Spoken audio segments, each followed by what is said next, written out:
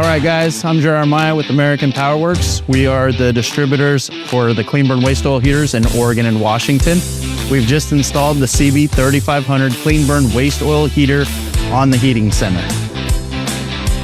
It's pretty high here, and it's a long kind of skinny ag building, right? Okay. So I'll have a lot of ag equipment in here. Well, based on the size of your building, your layout, and the equipment you're going to be putting in here, your tank's going to be 3 feet off the ground. Okay. And then you'll have the 4 posts that will go up another 8 feet. Oh, then geez, okay. we'll sit up on top of there, but we can customize how high you want the furnace. So you're actually thinking just on this, put it at this end, and then shoot the air just right down this ridge line. Absolutely, yeah. So the CB-3500 will be able to do that. It's going to burn right around 2 gallons per hour. Oh, okay. That's going to adequately heat this shop, and that furnace is not going to work real hard to be able to adequately heat the shop. Okay, perfect.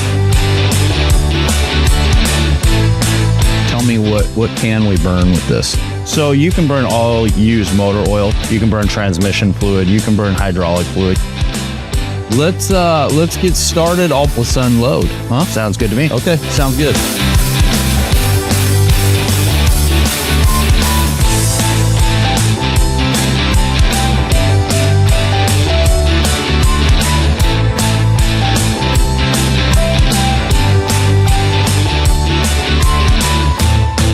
So guys, we got it all set up.